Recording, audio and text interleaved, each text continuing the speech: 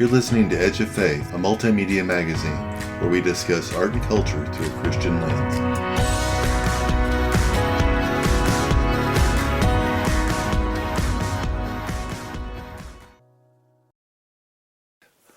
Well, John, thank you so much for taking the time to talk with us about your book, Recapturing an Enchanted World, Ritual and Sacrament in the Free Church Tradition. How are you doing today? Well, I'm thinking about the way in which God speaks to us through the Word and through the sacraments, and that we need to hear His voice even more urgently than we often do.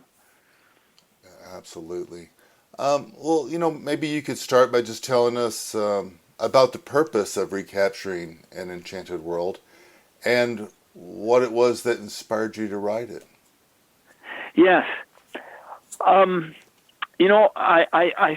think my purpose, there were a couple of things. One of them was to fire the imagination of people who shape congregational and denominational worship. And part of that was to try to lure people who are disenchanted with worship, whether it's highly liturgical or highly charismatic. In my pastoral experience, I have regularly found people who can't find any signs of God. And they're living in a kind of barren spiritual landscape. And I think the sacraments, they don't displace the Word. I'm not saying that at all, but they complement the Word. And sometimes a sacramental act speaks to people more than explanations using only words. I suppose my ultimate purpose was to help people into the experience of coming to church and being part of sacramental worship and realizing that more is happening here than I have words for. So that's the first one, and then there's a second one, that the free churches, who are my particular audience, not exclusive though, have had such an ambivalent response to sacramental acts. And I'd like to explore that. I do explore that in the book historically. And my purpose there was to correct the overcorrection. In other words, some churches at the time of the Reformation were so eager to correct abuses in the Catholic Church that they took away too much of the Church's practices. And this carried on after the Reformation in denominations that arose after the 16th century. And then you mentioned something about what inspired me to write. I think one of the inspirations was that over the years, as the convictions about these questions grew for me, speaking largely, because that's my background, to people of some sort of a Protestant background. And when I talked about the fact that there have been sacramental strands, even among free churches, that have sort of been lost over time, a common response was, "Oh, I didn't realize that the only response to Catholicism was a kind of complete diminution of sacramental life. I didn't realize there were alternatives." That inspired me. Yeah, absolutely, and I'm glad it did. It is something that needs to be addressed. Edge of Faith is a lover of the arts, we should say, and I think the same thing happened with art. Was once during the Reformation, it just became a complete tabula rasa. They got rid of everything and painted the walls brown or gray, and kind of started from scratch, as you were saying. So it's good to go back and revisit some of the things that were needful and beautiful. Absolutely. Yes, Uh, yes. so, with that being said, why is it so important that we do practice sacrament and ritual worship? Well, one of the things that is important to me and has been helpful to me theologically and personally is just to take account of the fact that we as human beings we have a spirit, a soul, and we have a body. And in the incarnation, God came to us on our own terms. It's really quite an astonishing thing to think that God would not demand that we come to Him on His terms, but came on our terms.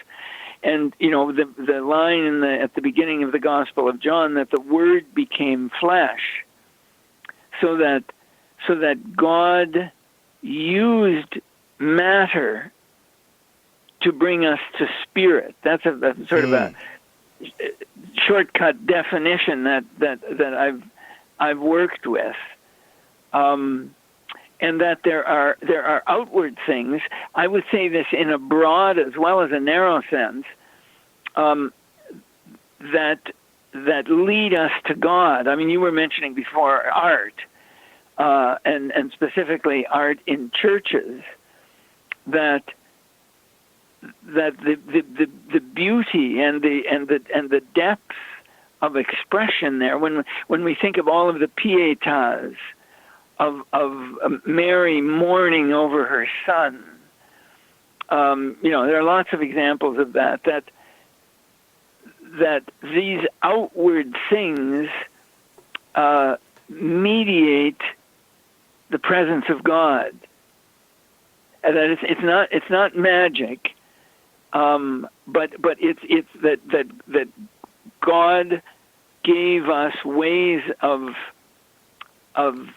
experiencing Him and speaking about Him that include our body and outward expressions. So that's sort of both a sort of an anthropological and a theological comment about us. And one other thing that is maybe more of a pastoral question as to why it's so important to practice sacrament and ritual is that in a lot of ways in Western countries, words have been discredited. This is true for a lot of reasons.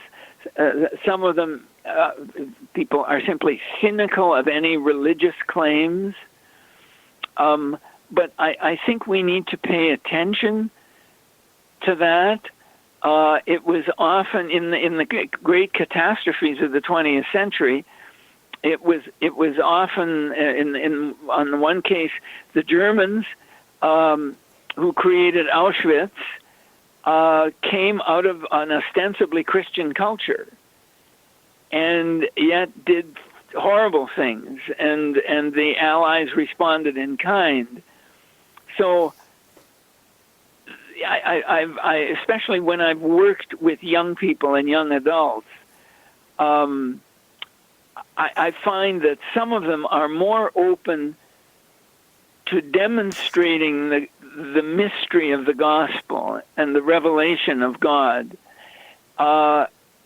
in being drawn into ritual acts than they are in having someone make an argument about why we should be believing in the God of the Bible. That's interesting, fascinating. So I guess the next question I'd have is, a book like this and the historical content such as you put in it, and you do that quite well. I mean, Thank you. It's wonderful to be able to read it where it just kind of fits in. It's not like it's like, I'm not going to say it's not teaching you, but it's not in a way that's textbook, I should say. But, it's a lot of research and a lot of time put into something like this. And obviously you spent a lot of time thinking over the years about it. So all that being said, what chapter of Recapturing an Enchanted World did you find the most uplifting to write, and why? Hmm. Hmm. Yeah, I think when I went back to spend some time in the book, so with the chapter that really stood out in terms of how it uplifted me, and it was chapter 3, ritual, sacrament, and spirit.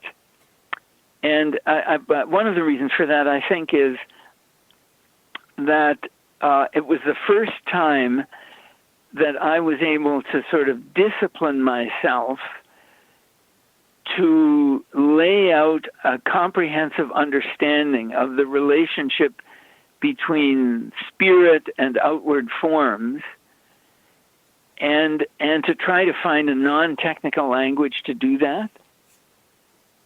I was able to create some categories that I obviously hope will be helpful. Ritual is a very big category. Sort of any sort of outward communal act is the way some sociologists talk about it. And to overcome this notion that is so common among certain kinds of Protestants, especially evangelicals and free church people, is somehow that any attention to outward things that might reveal God must have something to do with magic. I find that that's still out there if you scratch the surface a bit. And I was trying to address that in as simple, but I hope not superficial way as I could.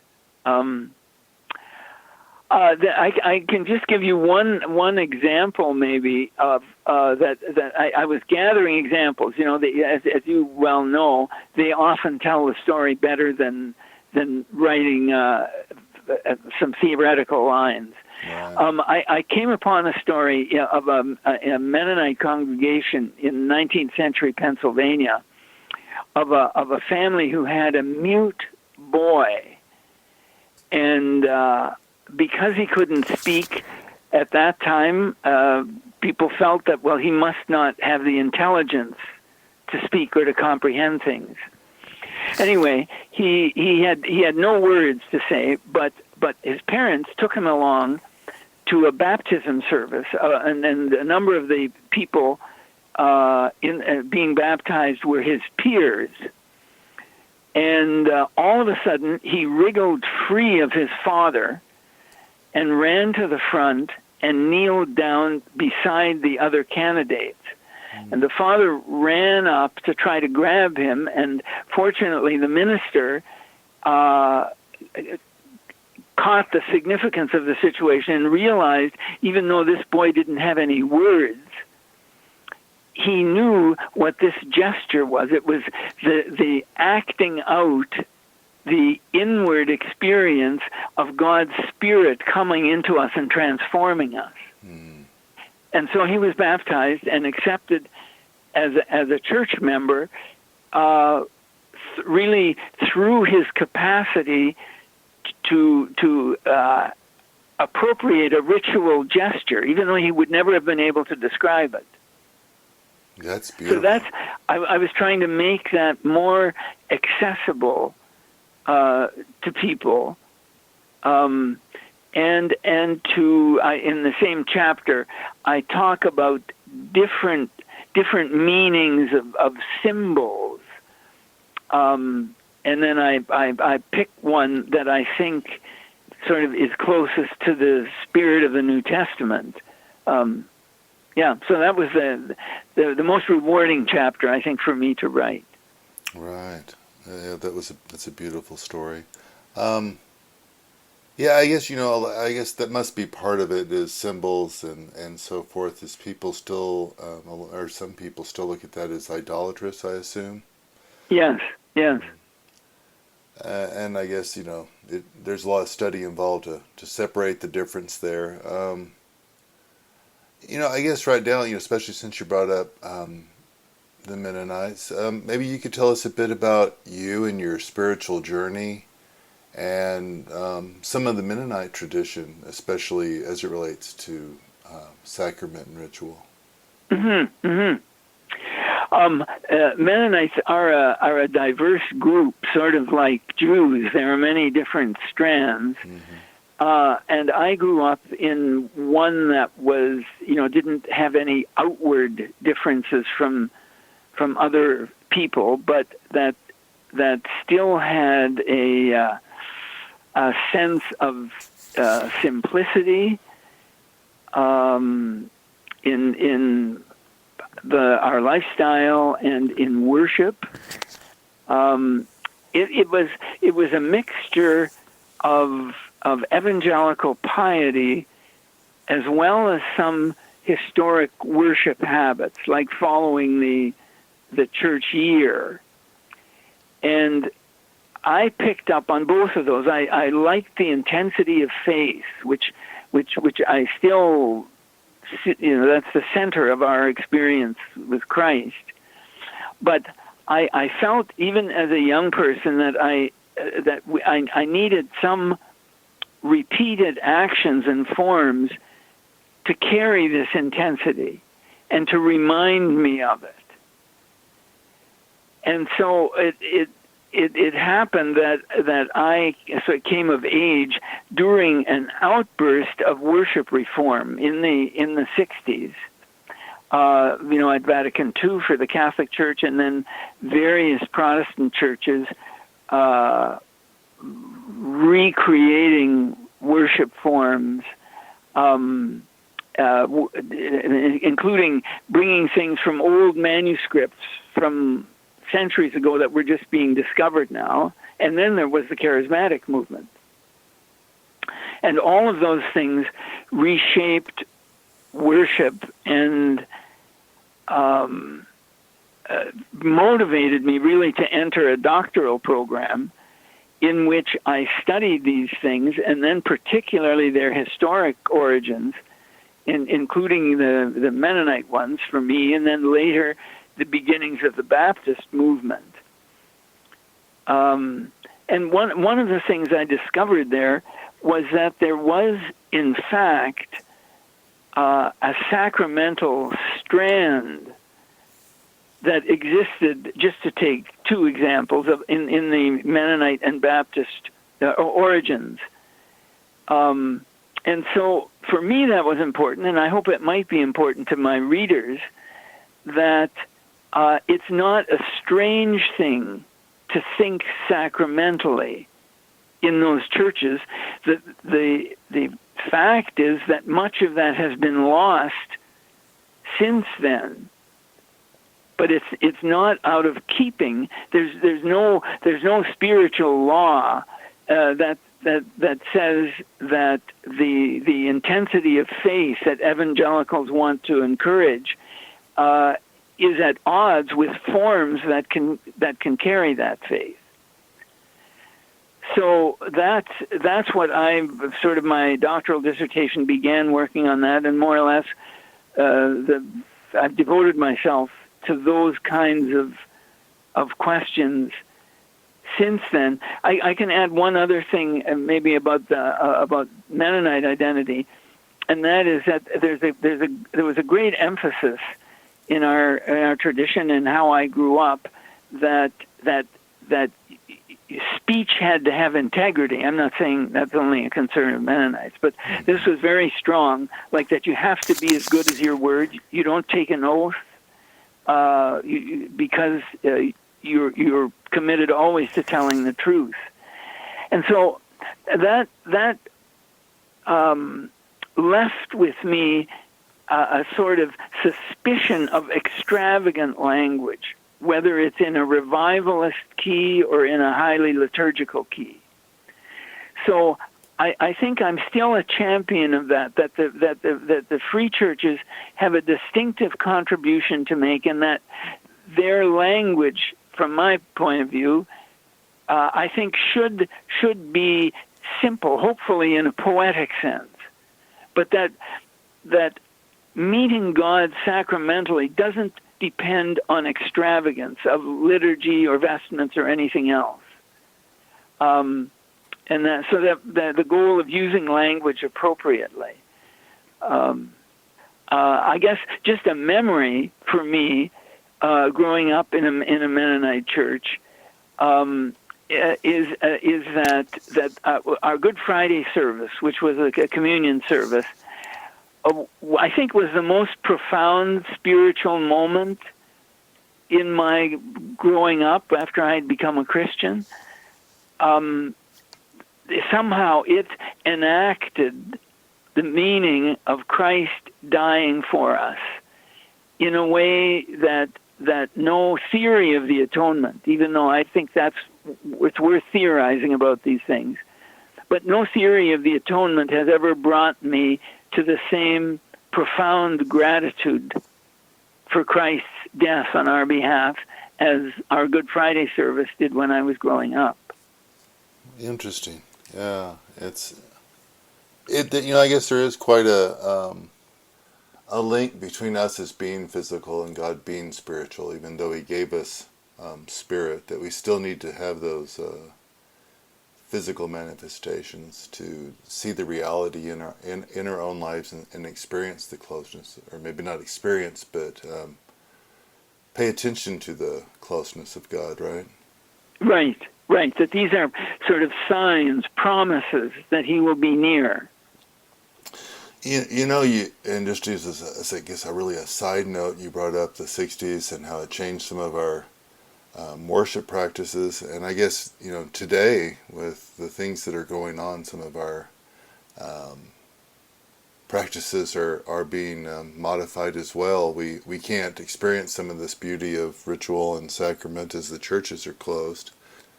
I guess it's a trying times, but we just have to worship a little differently for a while, and then still focus on that beauty. Have you had any? Yes. Yeah. It's a different time. Back to the book. Do you have any final remarks you'd like to leave the audience? Yeah, I guess I come back to this question of how many people that I have worked with pastorally or read about or read novels that deal with this kind of thing, of how God is out of reach for so many people in our culture. And I guess I would say there are overlooked bridges that we can turn to between our isolation and God's transcendence. And that one of the most important ones in the church is this collection of symbolic gestures that we have, the most important of which are baptism and the Eucharist. I think that's the core of what I'm trying to leave with people, and to help us outgrow some old categories that I don't think are helpful anymore. In other words, it used to be many people thought that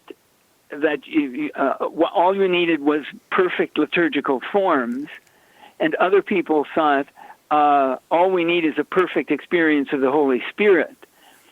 I guess I'm making the case of marrying liturgical forms with a profound receptivity to the presence of the Holy Spirit. And that's what I'm trying to say. Well, John, thank you again for taking the time to, really write the book and share some of these thoughts with the church. And thanks for spending the time explaining some of it to us today. It's a pleasure, Michael. I'm really pleased that you asked me to do this.